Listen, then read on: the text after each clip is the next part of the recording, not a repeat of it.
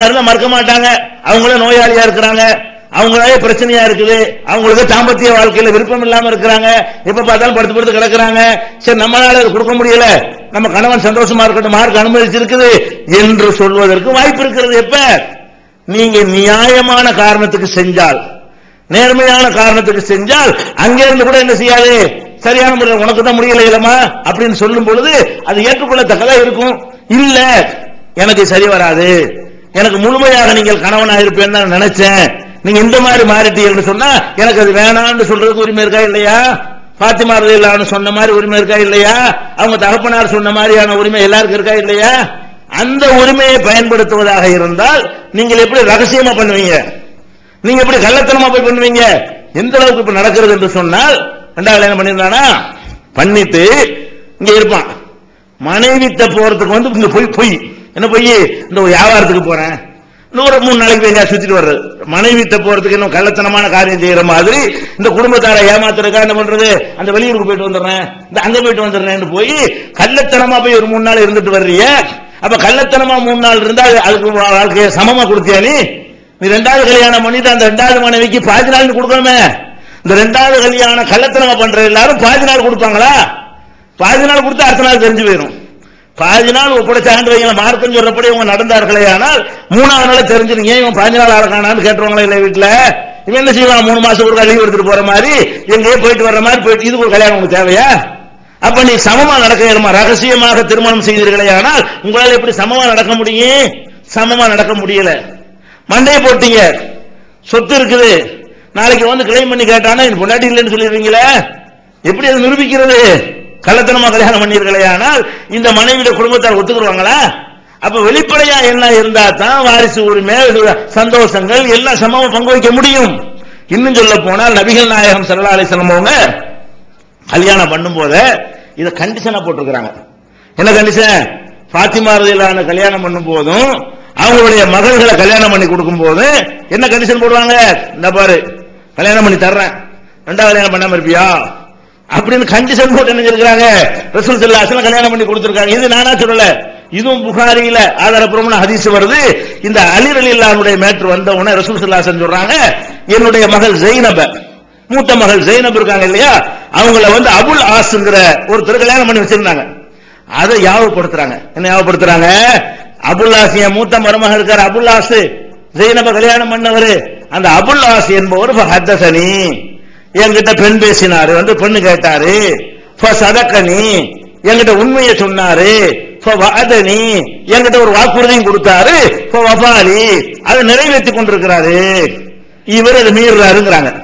அலியை நான் சொல்லும் பொழுது என் மூத்த மருமகன் என்ன பண்ணாரு, கல்யாணம் பேசும்போது வாக்குறுதி கொடுத்தாராம்.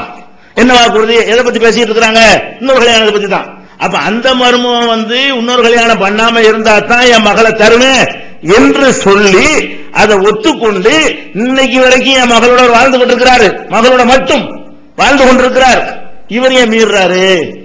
இவர் ரசூல் ஸல்லல்லாஹு அலைஹி வஸல்லம் அக்ரிமெண்டாக போட்டிருக்காங்க. கல்யாணத்தை பேசும் பொழுது நீ கல்யாணம் பண்றா இருந்தா இன்னொரு கல்யாணம் பண்ற மாதிரி இருந்தா என் மகளை தர முடியாது, என் மகளோட மட்டும் நீ வாழ்வியா, அது அக்ரி சொல்லுன்னு சொல்வதற்கு நமக்கு ரைட் இருக்கிறது. பெண்ணை பெற்றவங்களுக்கு அந்த மாதிரி நிபந்தனை போட்டு கல்யாணம் செய்து கொள்வதற்கு என்ன இருக்கிறது, அது ஒரு உரிமை இருக்கிறதுங்கிற அளவுக்கு இந்த மார்க்கத்தில் இருக்கும் பொழுது இந்த ரகசிய கல்யாணம் யார் செஞ்சாலும் சரி அவங்க துரோகம் செய்கிறார்கள். ரகசியமான கல்யாணங்களினால் நிச்சயமாக என்ன இருக்கிறது, பாதிப்பு இருக்கிறது, அந்த ஒரு பெண்களுடைய உரிமைகளும் பறிக்கப்படுகிறது. இந்த ஒரு விஷயத்துல இது அக்ரிமெண்ட் அடங்குது. என்ன அக்ரிமெண்ட்? கல்யாணம் பண்றதா இருந்தால் நம்ம ஒரு பெண்ணை கல்யாணம், அரபு நாட்டில தேவையே கிடையாது. ஏன் தெரியுமா? அரபு நாட்டுல கல்யாணம்ங்கிறது அர்த்தமே என்ன தெரியுமா, அந்த மனைவியா வர்றவளை நினைச்சுக்கிறவா இவர் 4 வரைக்கும் பண்ணுவாரு, நமக்கு காவாசி தான், பண்ற வரைக்கும் தான் நம்ம முழு நாளும் இருப்பாரு அப்படின்னு விளங்கி கொண்டே என்ன செய்யறாங்க, அந்த பெண்கள் வந்து அங்க உடன்படுறாங்க, எந்த அப்செக்ஷன் இருக்காது. அரபு நாட்டுல வந்து ஒரு பெண்ணை வந்து மனைவி இருக்கும்போது இன்னொரு மனைவியை கல்யாணம் பண்ணி கொண்டாரே, ஆனால் அந்த பெண்கள் அது ஒரு பஞ்சாயத்தாவை இன்னைக்கு உள்ள நிலைமையில கூட எடுத்துக்கொள்ள மாட்டாங்க, அது போயிட்டு வரான்னு விட்டுருவாங்க, ஒன்னும் பிரச்சனை ஆக்க மாட்டாங்க. ஆனா இங்க உள்ள நிலைமை அப்படியா? இங்க கல்யாணம் பண்ணும்போது என்ன நினைச்சு பண்றாங்க, இவர் நமக்கு மட்டும்தான் நினைச்சுதான் எல்லாருமே பண்றாங்க. நம்ம நாட்டுடைய பழக்க வழக்கத்துல என்ன இருக்கு, திருமணத்துக்கு அர்த்தமே இன்னொரு கல்யாணம் அவர் பண்ண மாட்டாரு அப்படி. அதனால ஜமாத்துகள்ல எல்லாம் கூட ஊர் வேலை ஊர் உடையெல்லாம் கொடுக்குறாங்க. இதுக்கு அந்த அர்த்தத்தை வச்சுதான் கொடுக்குறாங்க. அப்ப சொல்லப்படாமல ஒரு அக்ரிமெண்டா இருக்கிறது. ஒரு அக்ரிமெண்ட் அடிப்படையில் நீங்கள் கல்யாணம் செஞ்சிருக்கும் பொழுது நான் 2வது பண்றேன் 3வது பண்றேன்னு சொன்னா அதுக்குரிய காரண காரியத்தோட சொல்லி முதல் மனைவி குடும்பத்தாற்றெல்லாம் புரிய வச்சு என்ன நான் நல்லவனா நடக்க விரும்புறேன், இந்த பெண்ணோட வாழும்போது என்னை தப்பு தப்பு தூண்டுற மாதிரிலாம் இருக்கிறது, இவங்க சந்தோஷம் தர மாட்டேங்கிறாங்க, எனக்கு போதுமான அளவுக்கு இவங்களுடைய ஒத்துழைப்பு இல்லாம இருக்கிறது, அதனால நான் வேற ஒரு கல்யாணம் பண்ண போறேன்னு சொல்லி புரிய வச்சா அவங்களும் ஒத்துக்குருவாங்க, குடும்பம் ஒத்துக்குருவாங்க. தேவைண்டா யாரும் என்ன செய்ய போறது இல்ல, மறுக்க போறது கிடையாது. அவங்களே முடியாத இருக்கிற நேரத்தில் கணவன் கெட்டு போன எந்த ஒரு பெண் விரும்ப மாட்டாங்க. அப்ப நம்ம நடைமுறையில பாக்குறோம், நம்முடைய ஆண்களுக்கு அந்த மாதிரியான ஒரு பெரிய அளவுக்கு உடல் திரகாத்திரமோ அந்த மாதிரி நிலையெல்லாம் இல்லாம இருக்கும்போது தேவையில்லாம இருந்தாலும் வீம்புக்கு பண்றாரு, பழிவாங்கலுக்கு பண்றாரு, ஒரு ஜாலிக்கு பண்றாரு, அதனால இவர் சமமா நடத்திற்கு பண்ணாலும் தெரியும் போது எப்படி ஒத்துக்குருவாங்க? அப்ப நம்ம பலதாரமான மார்க்கத்தில் அனுமதிக்கப்பட்டிருக்கு சொன்னா இவ்வளவும் அதுல அடங்கியிருக்கு. என்னது? வசதி இருக்க வேண்டும், சக்தி இருக்க வேண்டும், 2 பேரையும் சமமாக இருக்க வேண்டும். எந்த அளவுக்குன்னா நாட்களை பங்கு வைக்கிறதுல கூட சமமா இருக்கணும். இத்தனை வெள்ளிக்கிழமை இங்க, சனிக்கிழமை அங்க, ஞாயிற்றுக்கிழமை இங்கன்னு சொல்லி அப்படி நாட்களை கூட என்ன செய்யணும், பங்கு வைக்கணும். எந்த அளவுக்குன்னா தள்ளாத வயசு இருக்குல்ல, புருஷன் தள்ளாத வயசுக்கு ஆயிட்டான், அப்ப நாட்களை பங்கு வைக்கிற மேட்டர் ஏதாவது இருக்குதா? என்ன செய்வார்னு தள்ள ஒண்ணுமே செய்ய முடியாது. அந்த மாதிரி ஒரு வயசுக்கு வந்த நேரத்தில் கூட நபிகள் நாயகம் ஸல்லல்லாஹு அலைஹி வஸல்லம் என்ன பண்றாங்க தெரியுமா? அவங்களுக்கு முடியல, மரணம் நெருங்கி போச்சு, இன்னைக்கு நாளைக்கு ஒன்று இழுத்துக்கிட்டு இருக்கிற அளவுக்கு மரண நோய்ங்கிறது நல்லா தெரிஞ்சு போச்சு. அந்த நேரத்தில் எல்லா மனைவிமாரையும் கூப்பிட்டு ரொம்ப முடியாம இருக்கிறேன், இவரெல்லாம் மாறிட்டு இருக்க முடியாது, நான் ஆயிஷா வீட்டில் இருக்கணும் பர்மிஷன் கொடுக்குறீங்களான்னு இருக்கிறாங்க. தாம்பத்தியம் இல்லாத முடியாத நேரம், தாம்பத்திய வாழ்க்கை நடக்க முடியாத ஒரு நேரம், மரணப்படுக்கை வந்தாச்சுன்னு தெரிகிறது. அப்ப கூட ஆயிஷா நாயகி வீட்டுல மரணித்தார்கள். அது ஆயிஷா நாயகி வீட்டில தான் தொடர்ச்சியா இருந்தாங்க. ஆனா ரசூல் ஸல்லல்லாஹு அலைஹி வஸல்லம் அப்படி இருக்க மாட்டாங்க. எப்பவுமே என்ன செய்வாங்க, ஒரு நாளைக்கு அவங்க அந்தந்த மனைவிமார்கள் வீட்டுல கரெக்டா இருப்பாங்க. அப்ப வயசான நேரத்தில் ஆயிஷா நாயகி வீட்டிலே தங்குவதற்காக ரசூல் ஸல்லல்லாஹு அலைஹி வஸல்லம் பர்மிஷன் கேட்டாங்க. எப்படி? முடியாம இருக்கிறேன், ஒரே இடத்துல நான் இருந்துடுறேன், ஆயிஷா வீட்டுல இருக்கிறதுக்கு நீங்க எல்லாரும் பர்மிஷன் தரீங்களா? எல்லாம் பர்மிஷன் கொடுக்கறாங்க மனைவிமார்கள். அப்புறம் தான் போய் இருக்கிறாங்க முடியாத நேரத்தில். அப்ப முடியாத தள்ளாத வயசுல இருக்கிற பொழுது கூட அவர்களுக்கு கொடுக்க வேண்டிய அந்த உரிமைகளை, என் வீட்டுல என் புருஷன் இருக்கிறான் அப்படிங்கிற அந்த உரிமைகளை இந்த கள்ள கல்யாணம் மறைக்குமா இல்லையா? உரிமைகளை பறிக்குமா இல்லையா? எப்படி நீங்க சமமா எப்படி கொடுக்க முடியும்? கொடுத்தவே இல்லை. 2வது கல்யாணம் பண்ணவர்களுடைய நிலையை நம்ம பார்க்கிறோம். சொல்லி முறையா ஒண்ணு அதை மறுத்துட்டாங்களா, இந்த நீ எனக்கு ஒத்துழைக்க மாட்டேங்கிற, எனக்கு வேற ஒண்ணு பண்ண விட மாட்டேங்கிற, நமக்குள்ள செட்டில்மெண்ட் பண்ணிக்கிறோம்னு பிரிஞ்சுட்டு கல்யாணம் பண்ணா அதுவா சந்தோஷமா இருப்பாங்க. அப்படி இல்லாம ரகசியமான முறையில திருமணம் பண்ணா என்ன நடக்கும்? 2ல ஒண்ணு நடக்கும். ஒண்ணு, 2வது பண்ண கல்யாணம் மனைவி ஒரு வப்பாட்டி லெவல் வச்சிருப்பான். எப்பவாவது சந்தர்ப்பம் கிடைக்கும் போது கள்ளத்தனமா போய் பார்க்கக்கூடிய விதத்தில் தான் 2வது மனைவி நடத்துகிறான் நம்ம பார்க்கிறோம். அல்லது இந்த குடும்பத்தாருக்கு தெரிஞ்சு பஞ்சாயத்தை போய் மாமனார் மச்சான் மச்சினமார் அடிக்க வந்துருவாங்களா, அப்ப என்ன செய்வோம், அதை விட்டு இங்க உட்காந்துருவோம். 2ல் ஒன்று நடக்கும். ஒண்ணு, அங்க கள்ளத்தனமா போய்கிட்டு அவங்க உரிமையை பறிக்குவான், அல்லது என்ன செய்வான், இந்த மாதிரி செய்வான். அல்லது என்ன செய்வான்னு கேட்டா, ஒரு லெவலுக்கு தெரிஞ்சு போச்சு இனிமே வீட்டுக்குள்ள நுழைய முடியாது, அங்கே இருந்துக்கிறோம் இருக்குவான்.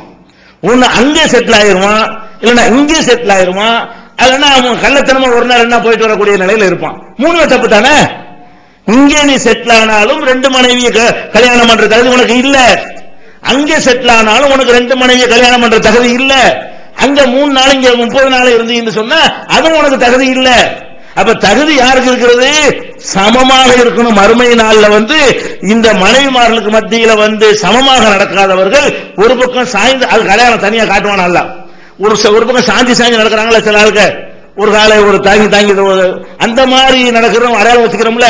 மறுமையில இப்படி அடையாளம் இருக்குது. எவன்லாம் அப்படி சாஞ்சி சாஞ்சி போறானோ அவன்லாம் 2 பொண்டாட்டியை கட்டி இப்படி நடந்து கொண்டவன் ஒரு அடையாளத்தை காட்டிடுவான், பார்த்தவனு தெரிஞ்சு போயிருவான்.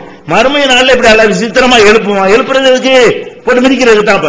அப்ப அல்ல அந்த மாதிரி ஒரு தண்டனைக்குரிய ஒரு விஷயமாக நபிகள் நாயகம் ஸல்லல்லாஹு அலைஹி வஸல்லம் சொல்லி இருக்கும் பொழுது இந்த ரகசிய கல்யாணத்தை நிறுத்துங்க. அந்த மாதிரி தௌஹீத் ஜமாத்துல பண்றதே கிடையாது. தௌஹீத் ஜமாத்துல 2வது கல்யாணம் ரகசியமா வந்தாங்கன்னா அந்த விளையாட்டுலாம் கிடையாது. உன் மனைவிக்கு சொல்லுவோமான்னு கேட்போம், உன் மாமனாருக்கு சொல்லுவோமான்னு விளையாட்டு வடிக்கிறோம் போ அப்படியே சொல்ல வேணாங்கிற. அப்ப இங்க தௌஹீத் ஜமாத்தை பொறுத்தவரை டிக்ளேர் பண்ணு, எதுக்கு ஒளிமறைவு? உனக்கு உன்கிட்ட நேர்மை நியாயம் நிச்சயமான தேவை இருக்குமே, ஆனால் உன்னால வெளிப்படையா சொல்ல முடியும். உன்கிட்ட கள்ளத்தனம் இருந்தா தான் உனக்கு வெளிப்படையா சொல்ல முடியல. அதனால இந்த மாதிரியான ஒரு அடிப்படையில் தான் ஒப்பந்தத்தை நிறைவேற்றணுமே தவிர இது வாழ்க்கையோட விளையாடிடக்கூடாது. பெண்களுடைய வாழ்க்கையோட விளையாடுகிற விதமாக இந்த ரகசிய கல்யாணங்களை யாரும் ஊக்குவிக்காதீங்க, அதுக்கு அனுமதிக்காதீங்க என்பதை புரிந்து கொள்ள வேண்டும். அடுத்ததாக பெண்களுக்குள்ள ஆண்களுக்குள்ளதான் சொல்லியாச்சு, பெண்களுக்கு நிறைய கடமைகள்